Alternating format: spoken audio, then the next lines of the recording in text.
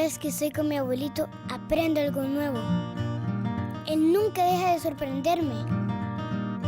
Literalmente sabe un poco de todo. ¿Sabes de dónde es la pizza? ¿De Italia? Correcto, l'italiano è parlato ogni giorno. ¿A dónde aprendiste eso? En Academia Europea. ¡Ey! Ahí aprendió alemán mi papá. Sí, ¿te gustaría aprender un nuevo idioma? 50 años, enseñando idiomas. Habla en 4 meses. Habla bien. Academia Europea, número 1 en idiomas. Academia Europea presenta.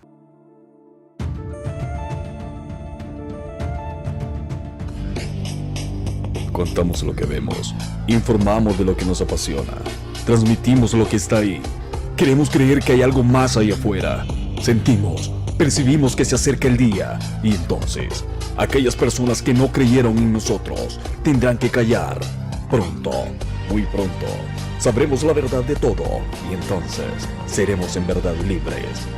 Esto es Enigma X por Órbita FM 95.3 todos los jueves a las 7 de la noche y su retransmisión por Órbita TV los sábados a las 8 de la noche por Canal 25 en señal abierta, conducido por Hugo Villalta. Enigma X.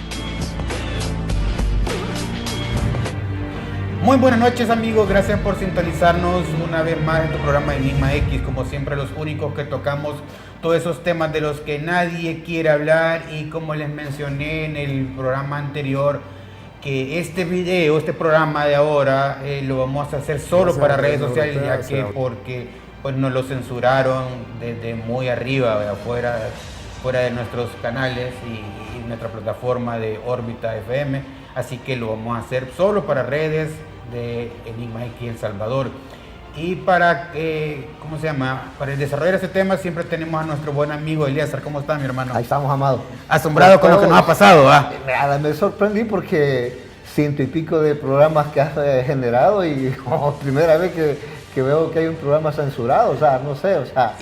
que vamos a tocar una fibra delicada. Es que está en juego todo este sistema babilónico está sustentado en esto. Con este programa se le pretende quitar la venda de los ojos a muchas personas. Millones de personas que hemos sido engañados durante 2000 años. Es más el engaño, porque realmente viene desde la Torre de Babel. Allá comienza. Si nos vamos más atrás, comienza en el jardín del Edén, cuando la serpiente engaña a nuestra matriarca Eva, y luego se genera el primer imperio reptiliano sobre la tierra, que fue cortado por el supremo tetragrammatón altísimo Yud-Hei-Bau-Hei en el diluvio. Y luego la serpiente vuelve a recomenzar su proyecto, su imperio reptiliano, por medio de Nimrod, quien es el artífice de la Torre de Babel y quien es el primer gobernante mundial del imperio reptiliano en aquel entonces. Y hasta el día de hoy todo el planeta Tierra está gobernado por este sistema reptiliano, que son los precursores de este imperio reptiliano. Es Nimrod, su mujer Semiramis y su vástago Tamuz. De hecho, el nacimiento de Tamuz es bien relacionado a lo que nos han presentado sobre el nacimiento de Jesús, ¿verdad? Entonces, y eso que esa historia es contada mucho antes de haber sido realizada la Biblia, de haber escrito la Biblia. Si querés, pasemos al primer video para que la gente entienda.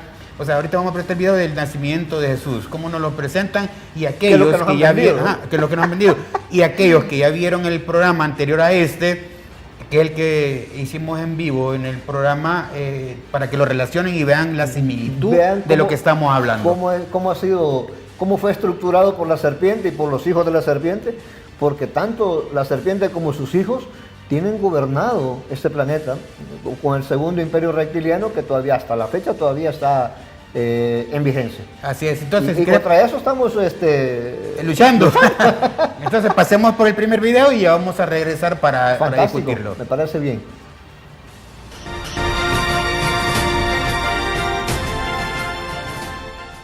De igual manera, estamos viendo en Mateo 1:18 que dice que el nacimiento del Mesías Jesucristo fue así. Dice que estando desposada María, su madre, con José, antes de que se juntasen, se halló que había sido concebida por el Espíritu Santo. Este relato de este versículo es totalmente falso, porque es la misma historia de Semiramis de Babilonia. Y como vemos que el Nuevo Testamento fue hecho por la Iglesia Católica, su autor San Jerónimo, en latín, copiando del griego. Ya vimos cómo Roma helenizó las escrituras hebreas al griego y pasándolas al latín. Por eso el nacimiento virginal de María es totalmente la misma historia de Semiramis de Babilonia.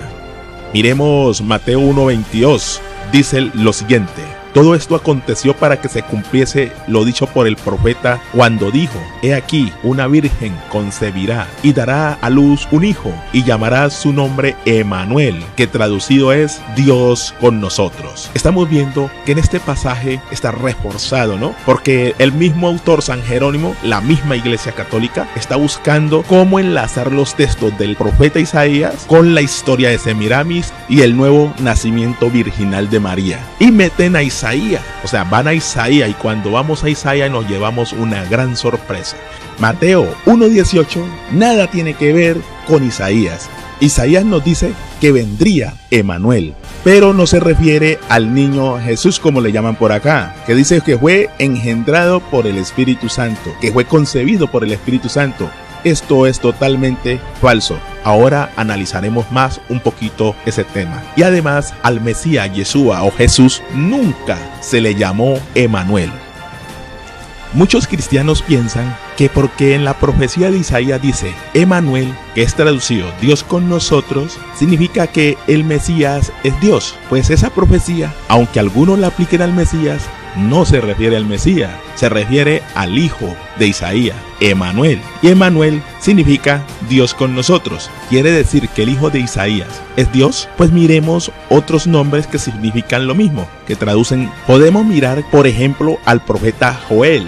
Joel significa Jehová es Dios. Miqueas significa quien es como Dios. Y Josué significa Dios es salvación. Entonces, eso no quiere decir que porque algún nombre lleve el término Dios, la persona sea Dios. Joel significa Jehová es Dios. Y Joel no es Dios. Miqueas significa quien es como Dios. Pero Miqueas no es Dios. Entonces, Emanuel significa Dios con nosotros. Pero Emanuel es un niño que nació en el tiempo de Isaías.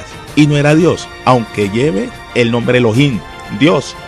A continuación leeremos capítulo 7 del libro del profeta Isaías y también leeremos algunos versículos del 8. Habló también Jehová a Acaz diciendo: pide para ti señal de Jehová tu Dios, demandándola ya sea de abajo en lo profundo o de arriba en lo alto. Y respondió Acaz: no pediré y no tentaré a Jehová. Dijo entonces Isaías: oíd ahora, casa de David. ¿Os es poco el ser molestos a los hombres, sino que también lo seáis a mi Dios? Por tanto, el Señor mismo os dará señal. He aquí que la Virgen concebirá y dará a luz un hijo, y llamará su nombre Emanuel. Comerá mantequilla y miel, hasta que sepa desechar lo malo y escoger lo bueno. Porque antes que el niño sepa desechar lo malo y escoger lo bueno, la tierra de los dos reyes que tú temes será abandonada. Me dijo Jehová: toma una tabla grande y escribe en ella con caracteres legibles tocante a Maher Salal Asbad.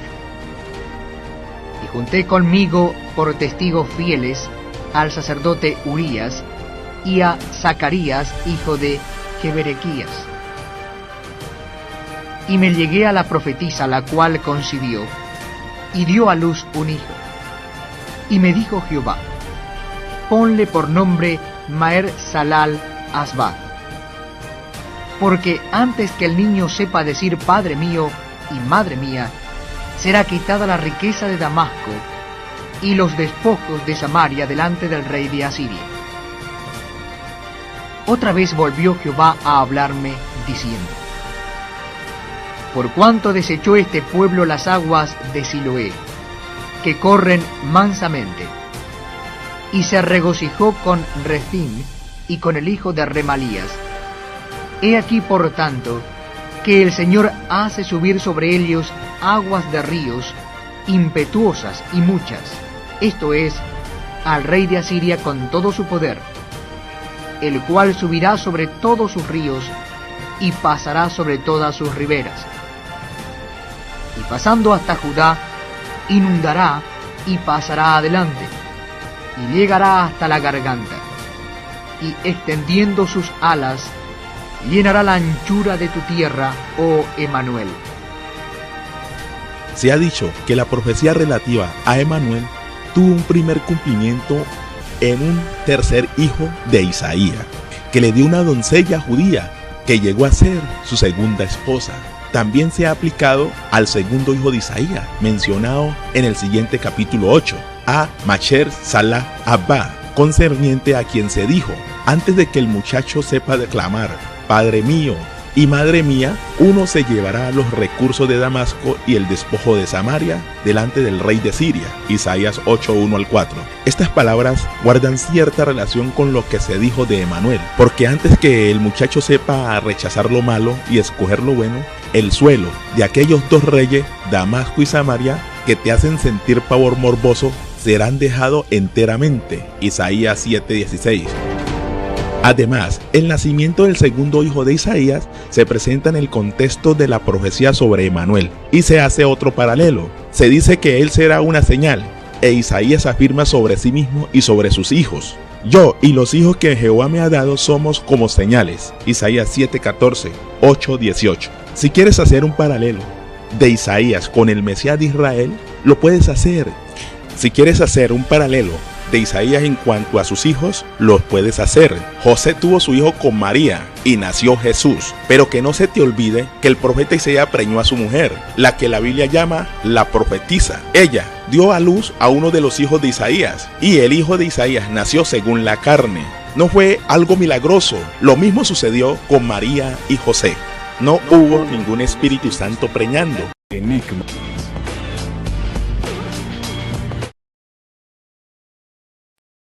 Video de esta noche bastante interesante. O sea, es lo que que te decíamos antes del video, que es lo que nos han vendido.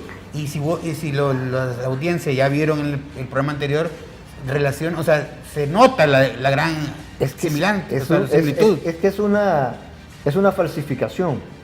O sea, esa plataforma que ellos que montaron, prácticamente quien armó todo este paquete es Semiramis.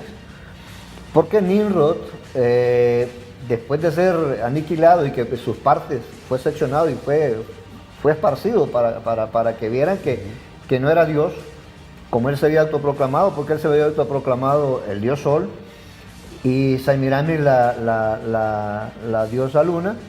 Entonces, Semiramis, para contener las masas, para parar la psicosis, que cómo era posible que un dios, haya muerto. O sea, ¿cómo es posible que un mortal pudo matar a un dios? Entonces, ella se inventa, ¿no?, el cuento de que Nimrod, al morir, asciende al cielo y se convierte en el dios Sol. Pero, ¿cómo? Si el Sol ya estaba ahí. Cuando todos fueron paridos, ya estaba el Sol ahí.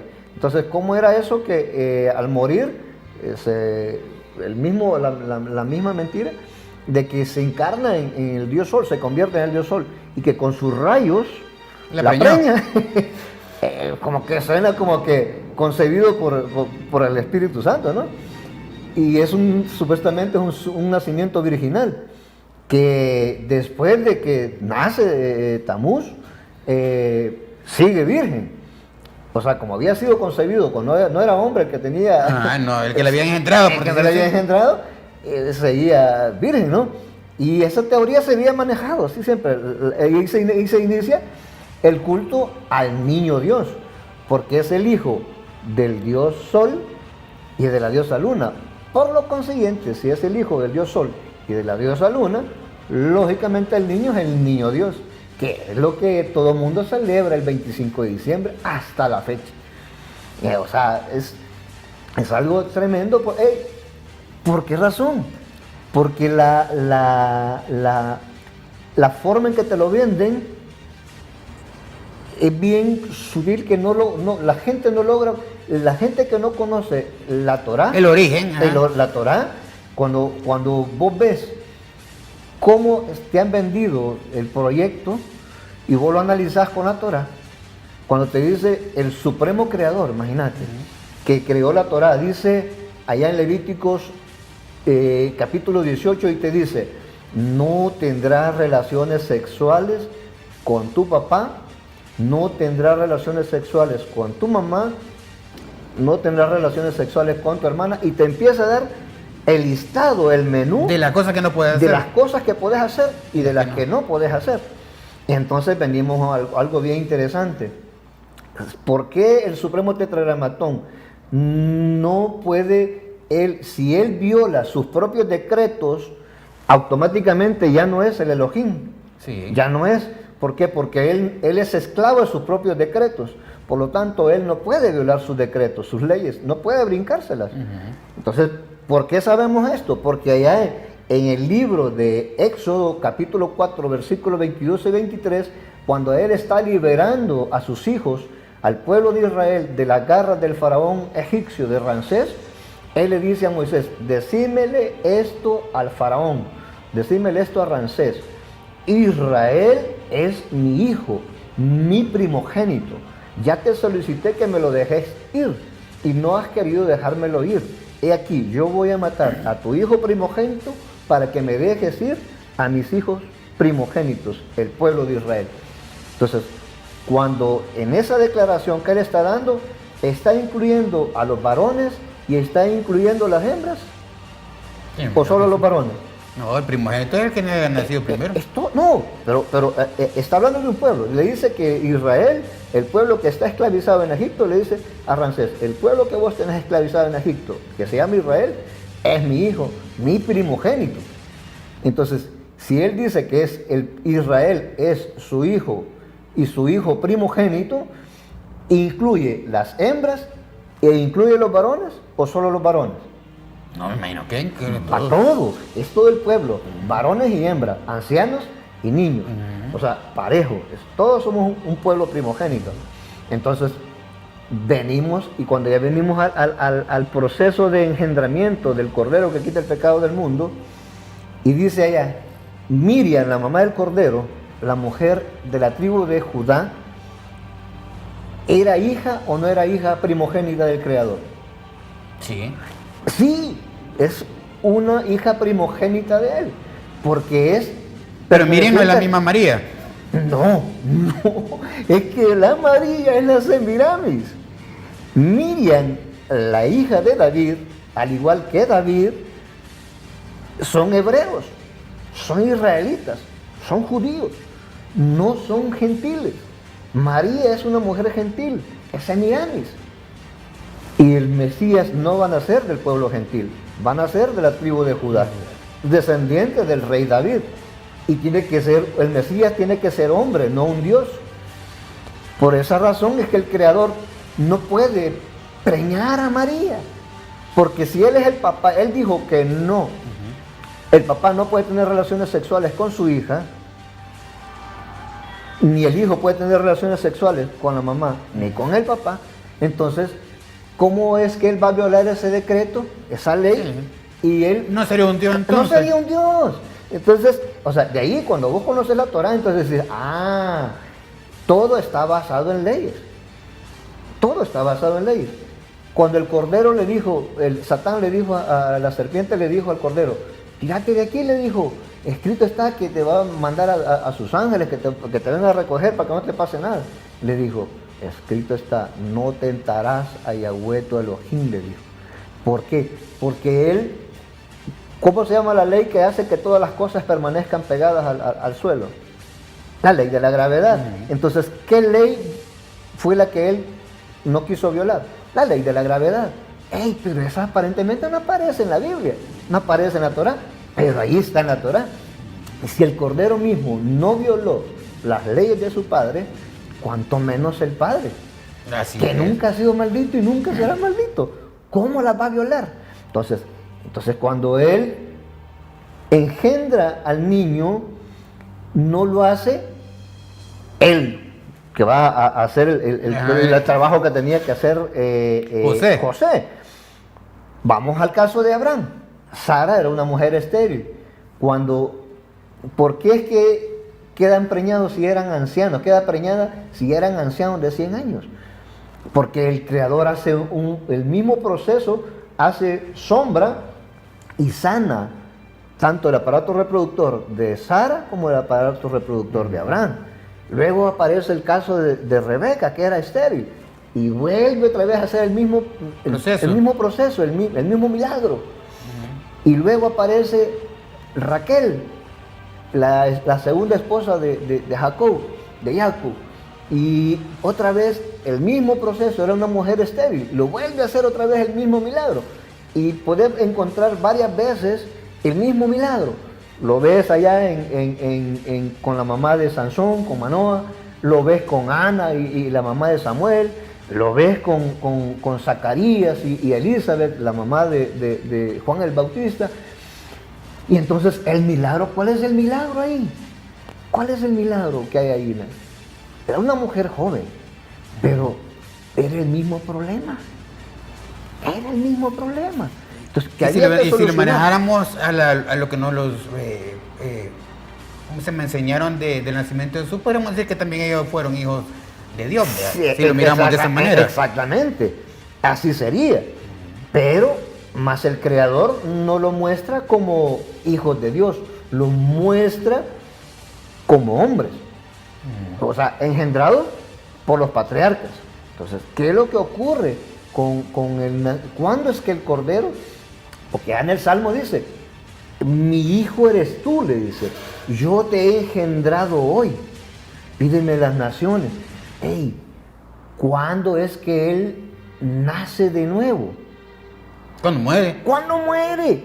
Porque él mismo dijo, es necesario que el trigo sea depositado en la tierra para que muera y salga el nuevo fruto. Entonces, él en ese momento es cuando él dice, este es mi primogénito de entre los muertos. ¿Por qué? Porque el Cordero, Yahshua HaMashiach, es sacado del sepulcro y ya no tiene cuerpo mortal como nosotros tenemos. Es más, cuando aparece la primera vez que entabla una conversación con un humano no nacido de nuevo, es con María Magdalena. Y le dice, no me toques, le dice, porque todavía no he pasado el proceso que debo de pasar, porque había un proceso, ¿no? Sí. Había un proceso, le dice, que tengo que cumplir para que pueda yo interactuar con ustedes. Y posteriormente, después de pasar ese proceso, yo no sé cuánto es el proceso, cuánto tiempo dura, pero lo vemos después apareciéndose a los demás. Ah, pero es que ahí ya había pasado el proceso inicial, ¿no? Inicial, y ya podía él interactuar de nuevo con los humanos. Con los discípulos y todo eso. Exactamente. Con todo lo que él quería que los vieran. Con todo lo que quería que los vieran. Pero ya en ese momento ya es Yahshua, el indestructible, el inmortal, el que la muerte ya no tiene poder de autoridad sobre él. O sea que yo siento que ahí nos estaba dando el ejemplo de que uno como ser humano, o sea, puede hacer lo mismo que Jesús y lograr lo que logró, porque él nació como un ser humano, no como hijo de Dios. Él se fue hijo de Dios cuando murió y renació. Exactamente. Ahí entonces el hijo de Dios. Cuando él nace. Pero cuando nace del hombre, no, ahí él estaba demostrando que uno como hombre, como carne humana, puede hacer todo y seguir las reglas de su padre. De su padre, exactamente. Sí. Y eso es lo que él hizo. La siguió al pie de la letra, a tal grado que es el único humano que ha completado la Torah. Los 613 mandamientos fueron cumplidos por él a cabalidad, a la perfección. Entonces, por eso es que él es el hombre número uno en el planeta Tierra. Por eso te digo, o sea, y Dios nos estaba dando el ejemplo, porque sería ilógico de haber mandado a un hijo directo de él a hacer todo lo que hizo Jesús. Te voy a decir, o sea, como nosotros como humanos, entonces no somos capaces. Y él quería demostrar que como humanos sí somos capaces. Exactamente. ¿Por qué razón? Porque el que pecó no fue Dios, fue Adán, un hombre de carne y hueso como tú y yo. Entonces, la forma en que podía ser, la única manera en que podía ser redimido es con un humano. Y por lo tanto, no, por eso es que un humano que tendría que haber seguido lo que Adán tuvo que haber hecho. Lo que Adán tuvo que haber hecho. Todo el proceso. Exactamente, el segundo Adán. Porque por un Adán entra la transgresión, la violación al planeta, y por el segundo Adán es sacada la transgresión. O sea, por eso es que... Y en este caso, José, ¿de qué descendencia viene? David. Los dos son de David. Ah, los dos son Sí, de David. los dos son O sea, de pero David. no podrían ser hermanos ni nada. O sea, Son familia hermanos. por ser de la descendencia de David. Biológicamente no salieron de la misma madre, pero sí tienen el mismo espermatozoide que los lleva como hijos de David, pero de diferentes madres. Así es, entonces no podrían arruinar. No, es que no podían echar a perder el proyecto mesiánico. Así ¿no? es. Si querés, pasemos al segundo video. El segundo video habla de la descendencia de genealogía de José, para que ahí prácticamente demuestra que Jesús es hijo de un humano, no de un Dios, como nos lo han hecho ver. Es que el problema es que Jesús, el Jesús católico, el Jesús protestante, el Jesús cristiano, no es Yahshua, el hijo de David, es Tamuz, que lo han introducido, que han creado, subliminalmente, porque el que no conoce lo acepta. lo acepta, ¿sí? El gran problema va a ser en el día de, cuando se tenga que presentar toda la raza humana delante de él. Así es. Si quieres, pasemos con el segundo video y regresamos para discutirlo. Perfecto. Así que ahí los dejamos, amigos. En la Biblia grecorromana se nos dice que la Virgen fue concebida por el Espíritu Santo o que fue engendrada por el Espíritu Santo. ¿Será esto cierto? Analicemos unos textos bíblicos de las Escrituras hebreas. Analicemos el Taná hebreo, las profecías de los profetas y miremos la incoherencia que hay en los mismos registros de los evangelios bíblicos. Leamos la genealogía de Mateo, donde asegura que el Mesías viene de la descendencia de David y esa descendencia da en José. Libro de la genealogía de Jesucristo. Hijo de David, hijo de Abraham. Abraham engendró a Isaac, Isaac a Jacob, y Jacob a Judá y a sus hermanos. Judá engendró de Tamar a Fares y a Zara, Fares a Esrom y Esrom a Aram. Aram engendró a Aminadab, Aminadab a Naasón y Naasón a Salmón. Salmón engendró de Raab a Booz, Booz engendró de Ruth a Obed y Obed a Isaí. Isaí engendró al rey David y el rey David engendró a Salomón, de la que fue mujer de Urías. Salomón engendró a Roboam, Roboam a Abías y Abías a Asa. Asa engendró a Josafat, Josafat a Joram y Joram a Usías. Usías engendró a Jotam, Jotam a Acaz y Acaz a Ezequías. Ezequías engendró a Manasés, Manasés a Amón y Amón a Josías. Josías engendró a Jeconías y a sus hermanos en el tiempo de la deportación a Babilonia. Después de la deportación a Babilonia, Jeconías engendró a Salatiel y Salatiel a Zorobabel. Zorobabel engendró a Abiud, Abiud a Eliakim y Eliakim a Azor. Azor engendró a Sadoc, Sadoc a Akim y Akim a Eliud. Eliud engendró a Eleazar, Eleazar a Matán, Matán a Jacob, y Jacob engendró a José, marido de María, de la cual nació Jesús, llamado el Cristo. Bueno, ahí estamos mirando que la genealogía del Mesías siempre va a dar en que el Padre es José, no la tercera persona de la Trinidad, el Dios llamado Espíritu Santo. Miremos textos bíblicos donde aseguran que José es el papá del Mesías Yeshua, mal traducido Jesús. El que cree en mí, como ha dicho las Escrituras, de lo más profundo de su ser brotarán ríos de agua viva. Pero él decía esto del Espíritu, que los que habían creído en él habían de recibir porque el Espíritu no había sido dado todavía, pues Jesús aún no había sido glorificado. Entonces algunos de la multitud, cuando oyeron estas palabras, decían: verdaderamente este es el profeta. Otros decían: este es el Cristo. Pero otros decían: ¿acaso el Cristo ha de venir de Galilea? ¿No ha dicho las Escrituras que el Cristo viene de la descendencia de David y de Belén, la aldea de donde era David? Miremos otro pasaje bíblico.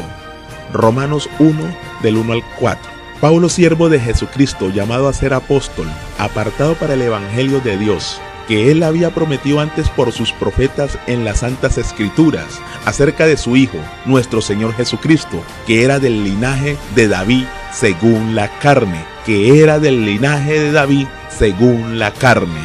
Primera de Juan 4, del 1 al 4. Amados, no creáis a todo espíritu, sino probad los espíritus si son de Dios, porque muchos falsos profetas han salido por el mundo. En esto conoce el Espíritu de Dios. Todo espíritu que confiesa que Jesucristo ha venido en carne es de Dios. O sea que usted, hermano, que está ahí escuchando, está viendo este video, si usted no confiesa que Jesucristo ha venido en carne, usted no es de Dios. Pero hay otros espíritus que dicen y confiesan que no, que Él vino por el nacimiento virginal, algo milagroso, y que fue concebida por el Espíritu Santo. No es cierto. Si usted no confiesa que Jesucristo ha venido en carne, usted no es de Dios, sino tiene el espíritu del anticristo. O sea, de Roma. Usted es un romano. Y todo espíritu que no confiesa que Jesucristo ha venido en carne, no es de Dios. Y este es el espíritu del anticristo, el cual vosotros habéis oído que viene y que ahora está en el mundo. El espíritu del anticristo está operando en este mismo instante en el mundo. ¿Qué dice la religión cristiana? Que María fue concebida por el Espíritu Santo y que no fue concebida en carne. Si usted no confiesa que Jesucristo ha sido concebido en carne, usted no es de Dios. Jesucristo vino de la carne, de la descendencia de David, del linaje de David. No fue preñada por ningún Espíritu Santo. Él, el Mesías, tiene que venir de la descendencia de David. No fue algo milagroso que el Espíritu Santo preñó a María o que fue concebida por el Espíritu Santo. Eso es mentira. Si usted no confiesa que Jesucristo ha venido en carne, usted no es de Dios. Usted es un hijo de Roma. En el versículo 16 de Mateo, capítulo 1, 16, nos dice que Jacob engendró a José, marido de María, del cual nació Jesús llamado el Cristo. Como podemos ver, en la misma genealogía dice claramente de que el Salvador vendría de la descendencia de David y José es descendiente de la dinastía de David. No María, sino José. Enigmae. Enigmae.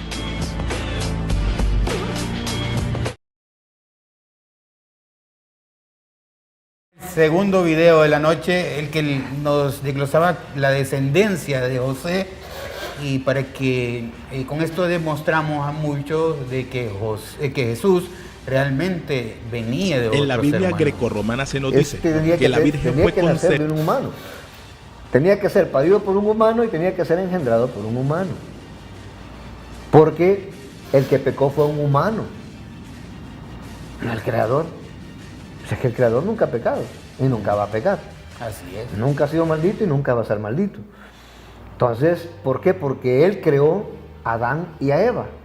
Y Él, al crear a Adán y a Eva, por lógica, Él no necesita ser engendrado, no necesita ser eyaculado por un hombre y no necesita ser parido por una mujer. Entonces, por lo tanto, Él no tenía problemas. El que tenía problemas es la raza humana, que Él desarrolla un mecanismo para que la raza humana pudiera nacer de nuevo y recuperar lo que la serpiente le robó en el jardín del Edén. Ese es otro proyecto, ese es otro rollo.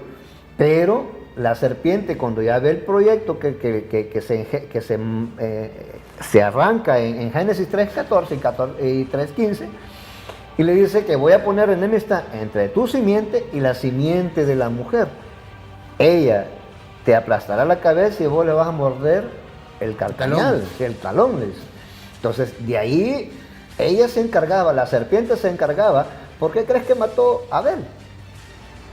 Porque es que a través de su hijo Caín porque Caín es la simiente de la serpiente, le extermina a Abel. Porque Abel me imagino que podía haber logrado lo que Jesús hizo. Abel era el primer Mesías. Abel era el primer Mesías. La redención humana se pudo haber hecho con Abel. ¿Por qué razón? Porque Abel era hijo de la mujer. ¿Y qué es lo que pasaba ahí?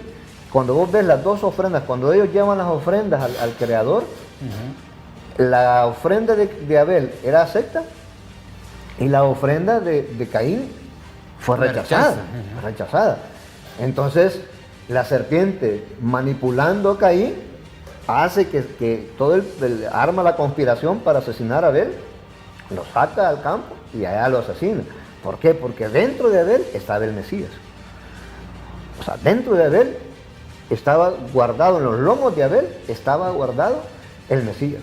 Entonces, ¿qué es lo que hace la serpiente? Matando a Abel, dice, si matamos al portador del Mesías, no van a ser el Mesías. Seguía reinando él, o sea, su imperio. El defecto humano, por decirlo así. Exactamente, su imperio reptiliano no te iba a tener problema. Lo que no esperaba es que de repente el Creador vuelve a levantar otra vez al Mesías. Lo vuelve a levantar por medio del tercer hijo, llamado Set, que en hebreo se llama Shet, que significa plataforma, o sea, la plataforma de redención para redimir a la raza humana. Entonces, de ahí empieza a formarse las dos líneas. Vean, la línea de Caín, que es de la serpiente, y la línea de Set, que dice que son los hombres que adoraban al Creador, es decir, invocaron al Creador, dice ahí. Entonces, y de ahí empieza, de hecho, cuando el Creador destruye el imperio reptiliano, el primer imperio reptiliano de la faz de la tierra, lo termina en el diluvio, y solo deja la semilla de Set, que es por medio de Noé, Sem, Can y Jafet. El gran problema es que ellos escogieron mujeres. Es probable que hayan escogido mujeres hijas de Caín. Entonces ahí se arruinó. Pasa ya al segundo Génesis, ya pasa, otra vez vuelve a colarse la semilla de la serpiente y florece por medio de Can, porque Can es el primero que hace una transgresión haciendo la malacatada que le hizo al papá. Y de ahí él maldice, Noé maldice a la descendencia de Canaán. Y ahí es donde de ese grupo de gente nace Nimrod. De Can engendra a Cus. Y de Cus es engendrado Nimrod. O sea que Nimrod es bisnieto de Noé. Ya infectado, Ya infectado. Y de hecho es el primer Mesías. Anticristo. O sea, hasta el día de hoy, bueno, tú ves todos los imperios, ves las estatuas que aparece, que le muestra a Nabucodonosor y que Daniel le descifra qué significaba. Aparece con la cabeza de oro, con la parte esta de acá de plata, la parte de acá de bronce y las partes de las canillas hacia abajo, de las caderas hacia abajo de hierro, y a los pies de barro mezclado con barro. ¿Qué le estaba mostrando el Creador a Nabucodonosor y a Daniel? El imperio reptiliano, las fases del imperio reptiliano después del diluvio. ¿En qué fase estamos hoy? En la fase de los pies de barro mezclado con hierro, porque ya todo, vamos, Babilonia era la cabeza de oro. Los medos y los medos y los persas, los hombros y esta parte de acá, el torso, y la parte esta de acá son los griegos. Entonces, por medio de Alejandro Magno. Y luego las canillas hacia abajo son el Imperio Romano. Y acuérdate que el Imperio Romano se partió en dos. el Imperio Romano de Oriente y el Imperio Pero Romano... son las piernas. Esas son las piernas. Y es el imperio más largo, porque abarca, todavía estamos bajo el Imperio Romano, pero mezclado con barro. No el Imperio Romano en sí como estuvo al principio, sino que ya está mezclado. ¿Por qué? Porque es una mezcla de poderío militar que ahora está como poderío religioso. El poder civil con el poder religioso, la mezcla. Y ahí aparece, cuando ahí aparece dice que es la bestia, también te nombra varias bestias, te aparece un león, luego un leopardo, luego un oso, luego un leopardo, y ya de último aparece una bestia, dice Daniel, que no sabe qué bestia es, porque es una bestia... Es una mezcla de todo. Una mezcla de todas. Entonces, ¿qué es la que estamos viviendo ahorita? ¿Por qué razón? Porque dice que viene una mujer montada sobre la bestia. ¿Qué podría ser la iglesia? La mujer es la iglesia, es la parte religiosa, pero la bestia es todo el sistema político-militar. Entonces, estamos en esa fase. Entonces, ¿qué es lo que ocurre? La parte, dice que en un momento la parte política le va a dar en la nuca La religión. a la religión, y va a quedar solo la parte política, y ahí ya es la parte final. Ahí es cuando aparece, dice, hay una piedra que viene del cielo, no cortada por mano humana, sino que por la mano del Creador, dice, y le da en los tobillos, en la parte más débil a la estatua, y la desmenuza, dice, y esa piedra, ese pedazo de piedra, dice que se crece y se hace un gran monte. ¿De qué está hablando ahí? Ya es el proceso ya De regeneración. la regeneración. Ya cuando el planeta Tierra vuelva a ser como era antes de la caída de Adán y Eva. ¿Sí?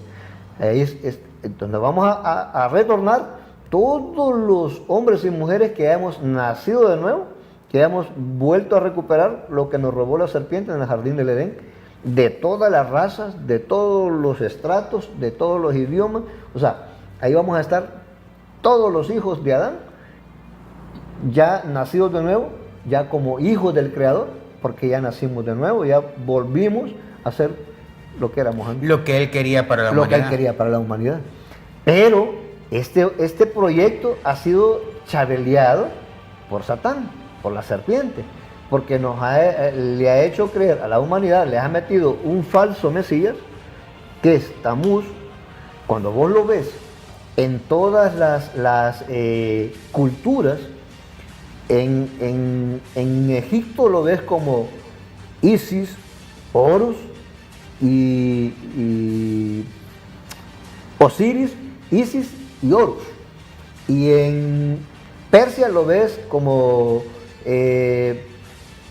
Ishtar, lo ves como Marduk, lo ves como, en otros lados lo vas a ver como Baal, Astarot, Astartet, en otros lados lo vas a ver como Diana. O sea, en cada cultura, en la cultura romana se ve una trinidad, en la cultura griega se ve otra, ve a Zeus, o sea, En todas está en plasmado todas lo que es está Tamuz. plasmado.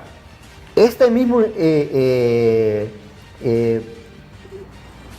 engendro virginal, o sea, este engendro por el Espíritu Santo, lo vemos en la cultura griega.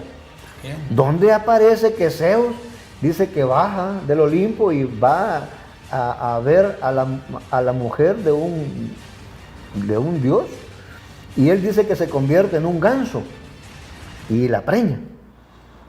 Estaba haciendo la alegoría de la serpiente. La alegoría de serpiente. Exactamente. Entonces, ¿qué es lo que sucede? Y de ahí nace un titán. O sea, es una... Mira, o sea que podríamos decir que la historia de María, que es la madre de Dios, está entrelazada entre verdad y mentira, porque Jesús sí está, pero no es María su madre, porque es Miriam. es Entonces ahí Miriam. la trataron de enlazar Es que para confundir. metieron un nombre parecido, le pusieron a Semiramis, le pusieron un nombre parecido al de Miriam. No le iban a poner Miriam por razones obvias, pero le ponen un nombre parecido, que es María. Entonces, Con la historia de Semiramis. con la historia de Semiramis. Aunque Jesús sí es el que hizo todo lo que hizo. No, Jesús no, es Yahshua. Porque en hebreo, fíjate cómo es la cuestión. Cuando el Cordero que quita el pecado del mundo, el Hijo de David, nace, desde el momento en que nace, el 15 de Tisri, en la primera noche de la fiesta de los tabernáculos, hasta el día 14 de Nisan, que es clavado en la estaca, y ahí es ejecutado, y luego bajado antes de que fueran las 6 de la tarde, cuando lo meten al sepulcro, hasta ahí, en ese lapso de tiempo, era Yeshua ben Yosef, Yeshua, el hijo de José. Porque en la misma Torah te dice, el Mashiach ben Yosef.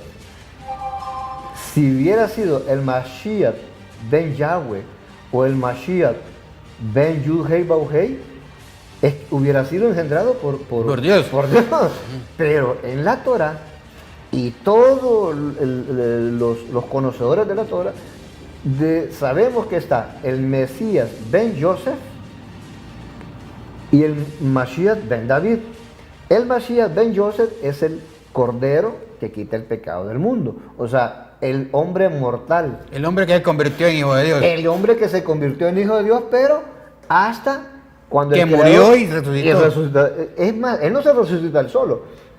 Al tercer día el Creador, el día 17 de Nisan, el Creador lo saca del sepulcro. Ahí es cuando él dice, este es mi hijo eres tú. Yo te he engendrado hoy. Porque él es el que pasó todas las pruebas. Todo el proceso que tenía que haber pasado Adán. Adán. Y que nosotros también deberíamos de haber pasado. Pero Porque él- tenemos la capacidad de poderlo hacer. Exactamente, pero él es el Cordero inmolado en lugar tuyo, en lugar mío. Es el Cordero sustituto. Y esa figura está narrada toda a través de la Escritura. Lo vemos ahí cuando Abel presenta el Cordero más gordo. Estaba hablando de lo que iba a pasar en el futuro. Que el Cordero mejor preparado es el que fue sacrificado para sustituirte a ti y sustituirte a mí. Pecado supuestamente de cada uno. Exactamente. Ves cuando a Abraham le piden que lleve a sacrificar a su hijo, le dice, padre, le dice, veo la leña, veo el fuego, veo el cuchillo, pero no veo el cordero, le dice. No te preocupes, le dice, él va a proveer, en el monte de Sión hay provisión, le dice. Y ya lo tenía amarrado, ya estaba ya listo para meterle el cuchillo a la hora de hacerle shejitá. Y el arcángel le dice, no lo toques, no lo mates, no lo sacrifiques, porque ya conoce, el Creador ya conoce que tú eres fiel, que tú eres leal a Él. Y en ese momento, cuando le dice eso, allá en el zarzal, en una zarza, había un carnero trabado de los cachos. Ese es el que sustituyó. El gordo. Exactamente. En lugar de ser sacrificado Isaac, fue sacrificado el cordero, el animalito inocente, en lugar de Isaac. Y luego, ese cordero que fue preparado de antemano para sustituirte a ti y a mí, cada vez que hacíamos una ofrenda de pecado, una jatada o una olá, siempre se llevaba un cordero de un año. Es más, todos los días en el templo de Jerusalén se sacrificaba un cordero de un año en la mañana y otro en la tarde, que era un aviso, un ensayo de lo que iba a pasar con el cordero que iba a ser sacrificado Como humano, el como cordero humano. Exactamente. Cuando se cumple esto en el 14 de Nisan, ese cordero que sacrificaba en el templo, normalmente cuando un cordero era sacrificado en Pesach, Pascua, si era aceptado por el Creador, se derrumbaba hacia el lado derecho. Pero Esa es la señal. Sí, pero esa es la señal de que sí había sido aceptado ese cordero como expiación por los pecados del pueblo. Pero si el cordero, al sacrificarlo, se desplomaba Al lado del al contrario. lado izquierdo, No lo aceptaba. no No era lo aceptado. aceptaba el Creador. Y tenía que amarrarse los pantalones todo el pueblo de Israel, porque venía reprensión. Y entonces, ese día, el cordero que estaba sacrificando Caifás, porque era el sumo sacerdote en el templo, curiosamente Te digo el contrario. cayó del lado izquierdo. Pero el que estaba clavado ahí arriba, en el monte de la calavera, inclinó su cabeza y le hace Al otro lado. en el mismo instante. ¿Qué era Jesús? No, Yahshua. Ya eso, ¿eh? Porque Jesús es el nombre dado a Tamuz. O sea, nadie, si Constantino hubiera metido el nombre de Tamuz, en lugar de ponerle Yahshua o Yeshua, donde estaban los escritos, le hubiera puesto Tamuz, automáticamente todo el mundo sabía quién es Tamuz. Pero había que disfrazarlo, había que mezclarlo. Sí, porque Joshua es más relacionado con Jesús. Que la gente cree que es la interpretación de eso. No, te digo, la mayoría de personas creen Así le han que hecho- Joshua es Jesús. Sí, O sea, que es lo mismo. Ajá, Que así es lo le han que hecho sí- creer.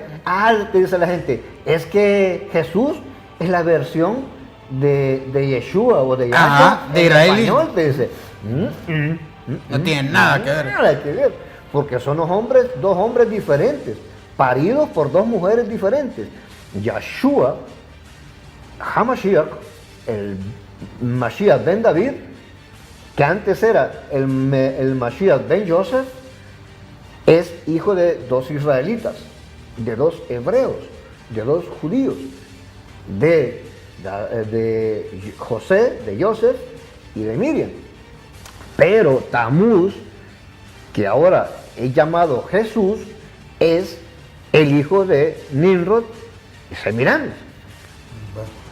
Vaya, mira, si querés pasemos al tercer video porque el tiempo ya nos está comiendo, Va. porque ahí nos habla sobre la mala interpretación de la mal llamada virginidad de María. Sí, es que ahí hay ¿Verdad? un problema. O sea, la Torah te dice, Pero si querés pasemos al video y después regresamos para discutirlo rápidamente. Ahí Excelente. pasamos al tercer video de la noche. Cuando el emperador Constantino se convirtió al cristianismo, allá en el siglo IV de la Era Común, este instauró el cristianismo como la religión oficial del Imperio Romano.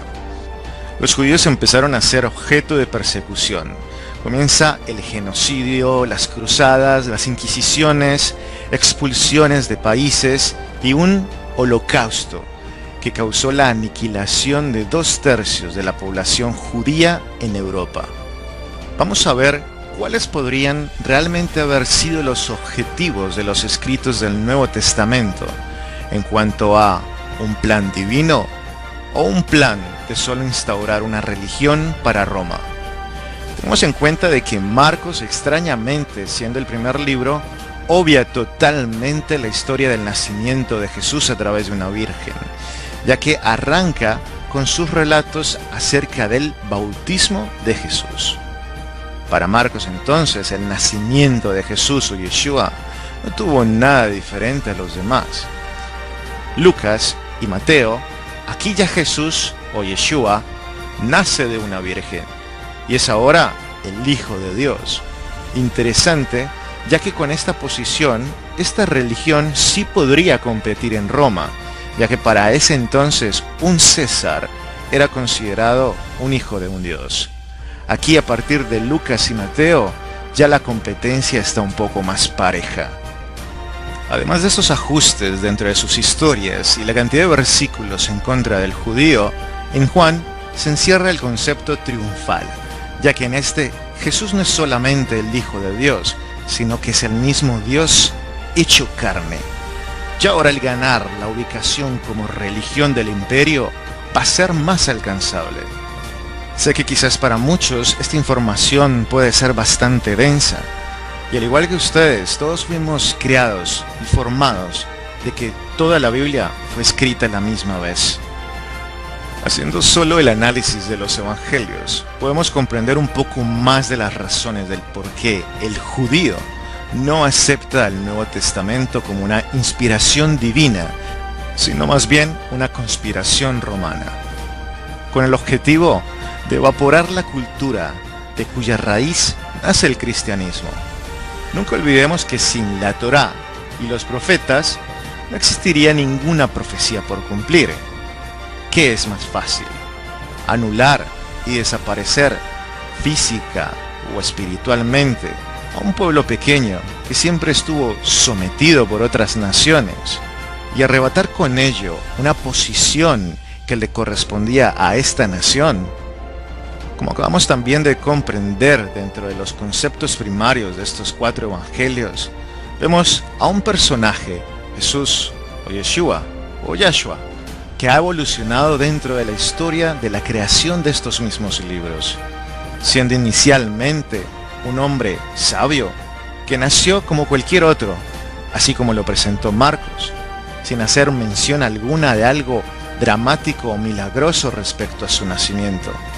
Posteriormente, 25 años después que llega Mateo y Lucas, pasó a ser ahora el Hijo de Dios, con un nacimiento virginal, con un nacimiento fuera de lo común. ¿Cómo es posible que Marcos, si hubiese conocido tales referencias de tradición oral, o haber sabido de que esta fue su forma de nacimiento, haber pasado tal detalle? Y si a esto le sumamos a Juan, quien es el último evangelio en arribar, ahora ya no menciona ni siquiera el nacimiento de Jesús como un acto milagroso, sino que es el mismo Dios encarnado. Una evolución con objetivos posiblemente muy claros. No únicamente competir en ser la religión del imperio, sino ganar tal batalla. Es simple. ¿Cuál ha sido la raíz que conecta históricamente el odio hacia Israel y que en este proceso se haya llegado a tal escala, al punto de querer desaparecerlos de la faz de la tierra? La respuesta es evidente. Ha sido lo entregado por el Nuevo Testamento. Vendría a ser la necesidad de trabajar un tema tan simple como es el nacimiento de Jesús o Yeshua, cuando el cristianismo justifica este hecho como la prueba máxima de que Jesús es el Hijo de Dios. Y el mesiánico Netzarita, por su parte, tiene su propio dogma frente a lo denominado como el nacimiento virginal, el cual sí ubica a José como parte de la ecuación. Pero a la final, ¿cuál de estas dos posturas representan la realidad de lo acontecido? Para ello revisaremos el siguiente estudio y al final de las pruebas podríamos ver entonces cuál sería el veredicto más objetivo a entregar. Empecemos entonces con el pasaje bíblico de estudio para la explicación del nacimiento de Jesús, el cual corresponde a Mateo capítulo 1, versículo 23. Dice: He aquí, una virgen concebirá y dará luz a un hijo, y llamará su nombre Emmanuel, que traducido es Dios con nosotros. Todos hemos sido instruidos de que estas palabras en Mateo corresponden al cumplimiento o aparente cumplimiento de una profecía que encontramos en Isaías capítulo 7, versículo 14, el cual dice: Por tanto, el Señor mismo os dará señal. He aquí que la virgen concebirá y dará a luz un hijo, y llamará su nombre Emmanuel. Perfecto. Pareciera ser bastante sencillo. No hay nada más que debatir. Pero analicemos entonces las palabras usadas dentro de estas traducciones, el cual corresponde a la palabra virgen, que si buscamos en el texto original en hebreo, vemos de que la palabra usada es alma. Si realmente esta palabra entonces traduce virgen, como nos lo han hecho ver en Isaías 7:14 y en Mateo 1:23, ¿por qué entonces no fue traducida constantemente dentro de la Biblia como virgen? Ya que si analizamos en Génesis 24, versículo 43, en donde también es usado la palabra alma, ¿por qué aquí se traduce como doncella? ¿Por qué también en Éxodo capítulo 2, versículo 8, la misma palabra alma fue traducida también como doncella? ¿Por qué no ha sido traducida como virgen? Si seguimos mirando, También en Proverbios capítulo 30, versículo 19, que la misma palabra ahorita es traducida nuevamente como doncella. ¿Por qué entonces todos estos versículos no fueron atribuidos a una virgen, como si no lo hacen ver en Isaías 7:14 y en Mateo 1:23? Como podemos ver por esta evidencia y a través de la investigación, vemos que la palabra alma corresponde más a edad y género que realmente a la pureza sexual. Ya que si vemos en el texto hebreo, cuando se quiere atribuir la palabra, o al menos el significado literal de virgen, la palabra más usada viene a ser betulá. Para comprobar entonces esta hipótesis, vamos a referirnos a ciertos pasajes bíblicos que lo argumentan como tal. Si analizamos Isaías capítulo 23, versículo 4, vemos aquí también de que la palabra utilizada para virgen fue betulá. Si analizamos también en Isaías capítulo 23, versículo 12, también vemos de que la palabra utilizada para virgen fue betulá. Si seguimos revisando, podemos encontrar también en Isaías capítulo 37, versículo 22, nuevamente la palabra virgen justificada bajo la palabra hebrea betulá. Vemos con ello entonces de que si realmente Isaías quería hacer énfasis en que esta mujer joven era una virgen por pureza sexual, hubiese podido utilizar la palabra betulá en vez de alma. Vemos aquí como entonces la traducción en Mateo 1:23 e Isaías 7:14, justificando alma como virgen, primero, no fue consistente, ya que los siguientes ejemplos que pudimos observar no precisamente argumentaban la palabra alma como virgen, sino como doncella o joven. De ahí vemos también de que en sí el texto hebreo, siendo consistente para transmitir la idea de una virgen por pureza sexual, utiliza en sí la palabra betulá. Como vemos, pensábamos que estábamos tratando un tema bastante sencillo o simple, pero ya analizamos que por causa de las inconsistencias dentro de las traducciones, vemos que no lo es. Sé que muchos tratarán de reconciliar todos estos versículos de alguna manera magistral, milagrosa, con tal de seguir refutando y justificando lo injustificable. Para ello, veamos un ejemplo contundente. Si la palabra alma realmente es virgen, ¿cómo vamos entonces a reconciliar ahora Proverbios capítulo 30, versículos del 18 al 19, el cual dice: 3 cosas me son ocultas, aún tampoco sé la cuarta. El rastro del águila en el aire, el rastro de la culebra sobre la peña, el rastro de la nave en medio del mar, y el rastro del hombre en la doncella. Pero según la traducción en Mateo 1:23 y Isaías 7:14, la palabra debió haber sido virgen, ¿verdad? Entonces, si es virgen, evidentemente no podríamos tener una interpretación de este texto, ya que evidentemente el rastro del águila en el aire no lo vamos a ver, no se va a distinguir. El rastro de la culebra sobre la peña, de igual manera, no va a dejar un rastro totalmente perceptible. El rastro de la nave en medio del mar, una vez pasada la onda, ya no hay más rastro de nada. Pero el rastro de un hombre en una doncella, si ésta fuese virgen, muy probablemente sí, debido a que dejaría sangre como huella o rastro de que era una virgen por pureza sexual. Como vemos aquí, la traducción sí fue doncella o mujer joven, ya que a la final esta palabra en hebreo, como decía, corresponde más a la edad y género más que a la pureza sexual. Debatir estos argumentos pareciera ser algo que la Iglesia Católica ya no quiere afrontar, ya que si vemos en una de sus versiones de New American Bible, vemos de que precisamente el capítulo 7 de Isaías, versículo 14, ha sido traducido de la manera correcta. Como vemos en pantalla, ya se refieren no a una virgen, sino a una mujer joven.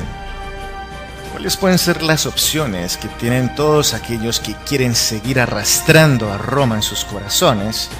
Podría ser entonces de que Mateo no se estaba refiriendo a la traducción del hebreo, sino a la versión de la Septuaginta, la cual corresponde a la traducción del hebreo al griego, y por ende estaba utilizando la palabra partenos. Pero aparte de ello, si el Nuevo Testamento fue inspirado por Dios, guiado por el Espíritu Santo, deberíamos entonces ahora de suponer que a estos se les olvidó el hebreo y tuvieron que recurrir al griego y no lo que realmente el profeta dijo. Recordemos de que Mateo fue escrito para los judíos y así traer a esta cultura a la nueva religión de Roma. Por ello la insistencia en el cumplimiento de las profecías. Como vemos, siempre se refería, y todo esto era para que se cumpliese lo dicho por los profetas. Fue una constante en Mateo, precisamente para acercar a todos los judíos, ya que evidentemente si está mostrando de que con Yeshua o Jesús se ha cumplido lo que los profetas decían, era mucho más fácil o accesible para que entonces el judío pudiera dar el paso y disfrutar o hacer partícipe ahora de este nuevo movimiento. Nunca debemos de olvidar de que Marcos fue el primer evangelio realmente en arribar, comprobado históricamente. Si Marcos fue el primero, ¿por qué va a obviar tal evento tan importante como fue el nacimiento virginal de Jesús o de Yeshua? Es algo imperdonable. Es aún más curioso de que Jesús nunca usó su nacimiento milagroso como una señal de que Él era el enviado de Dios, el Hijo de Dios o el Mesías de Israel. Ni su propia familia nunca usó lo sobrenatural de su nacimiento como punto de referencia o justificación para lo que Él hacía. ¿Por qué estos, conociendo lo milagroso de su nacimiento, nunca utilizaron tal argumento a favor de su Hijo? Es más, Pablo nunca habla de un nacimiento virginal, menciona siempre a Jesús como hombre. Pareciera ser un tema bastante incongruente basado en las evidencias que tenemos sobre la mesa si nos argumentamos únicamente por lo propuesto en el Nuevo Testamento y sus traducciones. Como vemos, ¿para qué entonces seguir justificando lo injustificable? La teoría de un nacimiento virginal que muchos mesiánicos y netzaritas tratan de argumentar a toda costa, como también un dogma de la Iglesia cristiana que pone a Jesús en competencia ahora con el César, ya que tengamos en cuenta de que estos también en su tiempo eran considerados hijos de dioses. Todo esto porque Mateo puso en los labios de Isaías algo que nunca dijo, ni por traducción, ni por contexto histórico de lo que allí se narraba. Muchos maestros mesiánicos tienen un dicho muy llamativo. Dicen, una cosa es salir de Roma, pero otra muy diferente es que Roma salga de nuestros corazones. Mi pueblo es destruido por falta de conocimiento. Por cuanto tú has rechazado el conocimiento, yo también te rechazaré para que no seas mi sacerdote.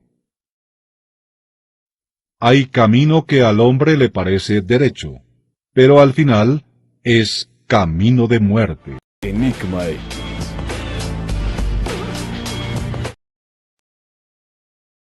Teníamos el tercer video de la noche de un tema bastante controversial, interesante, y pues como lo mencionamos al inicio del programa, pues hasta nos lo censuraron y es por eso que estamos realizando este video solo para las redes sociales del programa Enigma X. Y nos estaba hablando sobre la mala interpretación de las palabras que nos reflejan supuestamente la virginidad de María, que ya, como tú lo explicabas, no es nada que ver, ¿verdad? No, es que, la virginidad siempre virgen, ¿va? O sea, aunque haya parido siempre virgen, eso no existe. ¿Por qué razón? Porque la Torah, el mismo creador, el que creó a la raza humana, en su manual, cómo funciona el humano, que es la Torah, ahí te dice cómo funciona, qué hacer y qué no hacer con este cuerpo. Y él te dice que el primer niño varón que rompe matriz es su primogénito. El primer niño varón es su primogénito y ese es para él. Esos son escogidos para él, apartados para él. De todas las personas. De todas las personas. Independientemente sea niña. Si es niña, igual, pero no tiene las mismas responsabilidades que tiene el varón. Pero es primogénita, porque rompió matriz. Porque ¿cuál es el rompimiento de matriz? Que viene y es el primer niño que sale del cuerpo de esa mujer, sea varón. Aunque tal vez no sea virgen. Es que ese es el punto. O sea, es que ese es el porque ahí está rompiendo el útero. La virginidad, cuando se rompe la virginidad, todas las hembras traen una corcholata, por así decirlo, de fábrica. Traen un sello de garantía. Y ese sello de garantía se llama himen. Toda mujer trae su himen. Entonces, cuando la mujer se casa, en el entendido de que el casamiento para Dios no es ni el civil ni el religioso, porque para Dios el casamiento de un hombre con una mujer es cuando él introduce su órgano masculino y rompe ese himen. Automáticamente ese hombre y esa mujer están casados. Por eso es que el Creador nadie lo puede engañar, porque cada uno tenemos un número de identificación. El varón tiene su huella digital, que es única en el planeta Tierra y en el universo, y la hembra por igual tiene su DUI, su documento único, que es la huella digital. La huella digital mía con la tuya no es igual, y no es igual con ninguno de todos los humanos que ha vivido en el planeta Tierra, y no va a ser igual con todos los que todavía falta que nazcan. Entonces, ¿qué es lo que ocurre? El Creador sabe cuando un humano ha tenido su casamiento, porque automáticamente en las computadoras celestiales aparece que hubo un acoplamiento, ¿verdad? Porque hay un acoplamiento. Entonces, automáticamente, ¡pum!, ya sabe. O sea, ya sabe quién fue que descorchó. ¿Quién descorchó? Entonces nadie le va a dar paja. Pero el matrimonio civil y el religioso fue inventado por los emperadores. Hubo un momento en que para casarse el emperador tenía que descorchártela y después ya la podías usar. En el caso, ahí tenemos un caso bien palpable, Calígula, pues, o sea, en sus depravaciones,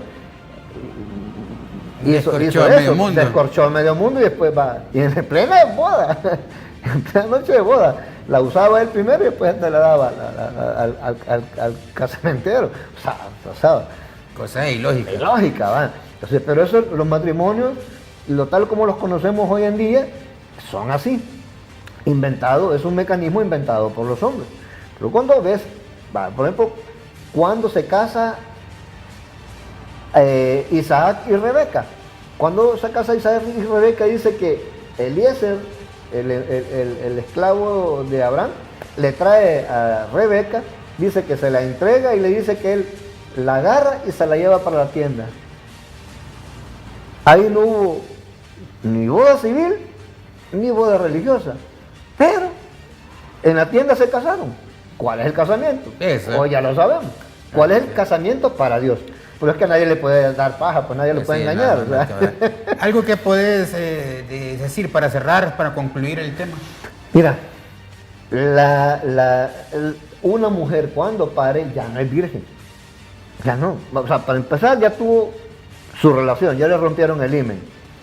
Después, hoy lo sabemos porque hay todos los avances científicos, los avances médicos. Pero antes, como todo el mundo era el dogma, todo el mundo creía, no tenía los avances que hay ahora, entonces todo el mundo se lo tragaba, la píldora. Pero ya nosotros que somos gente consciente de que tenemos la ciencia a la mano, sabemos cómo son los procesos y nadie nos va a engañar, pues. Entonces, y si ya la mujer rompe la matriz, ya no es virgen.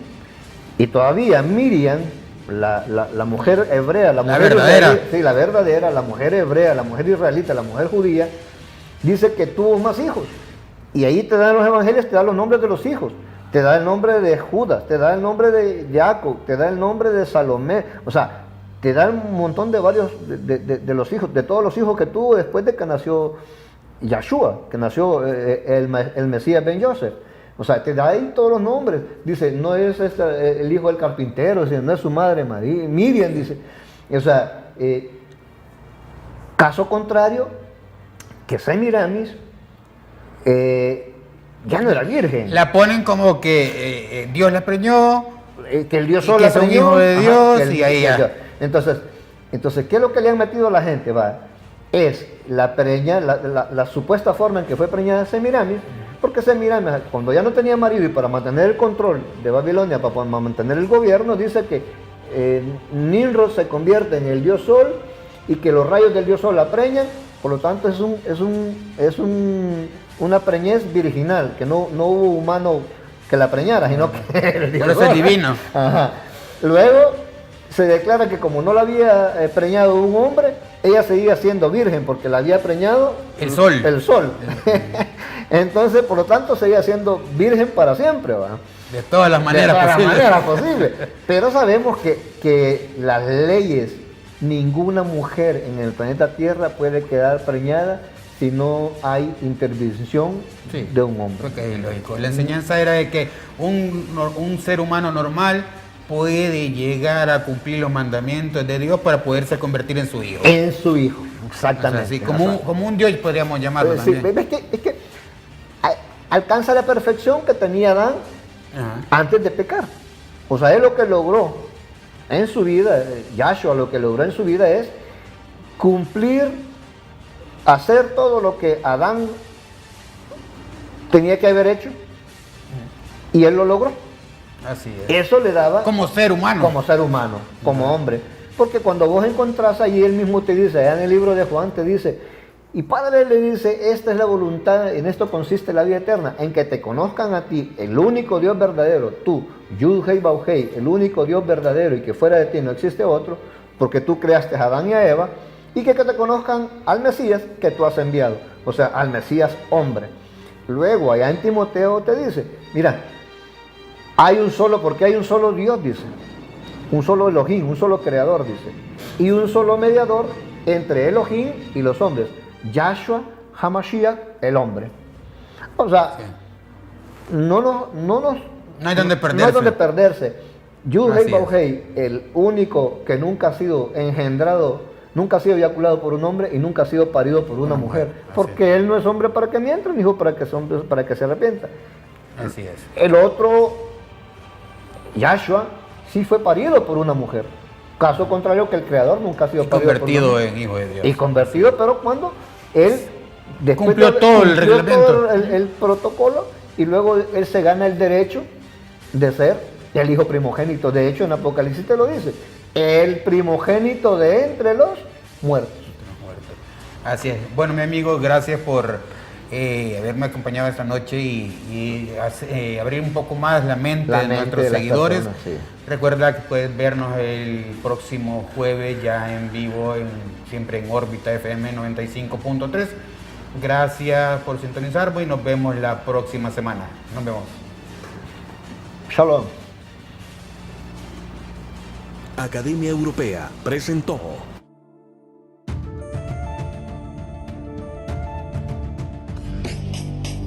Contamos lo que vemos, informamos de lo que nos apasiona, transmitimos lo que está ahí. Queremos creer que hay algo más allá afuera. Sentimos, percibimos que se acerca el día, y entonces, aquellas personas que no creyeron en nosotros tendrán que callar. Pronto, muy pronto, sabremos la verdad de todo, y entonces seremos en verdad libres. Esto es Enigma X. por órbita FM 95.3. Todos los jueves a las 7 de la noche. Y su retransmisión por órbita TV los sábados a las 8 de la noche por Canal 25 en señal abierta. Conducido por Hugo Villalta, Enigma X. Gracias a Academia Europea sé hablar un nuevo idioma. Gracias Academia Europea. Obrigada, thank you y gracias Academia Europea. Gracias a Academia Europea ya no tengo que usar tanto el traductor. Gracias. Gracias a Academia Europea por haberme ayudado a superar los miedos. Merci. Gracias a la Academia Europea tengo más seguridad al hablar otro idioma. Muchas gracias. Gracias. Gracias por ser tan profesionales. 50 años enseñando idiomas. Habla en 4 meses. Habla bien. Academia Europea, número 1 en idiomas.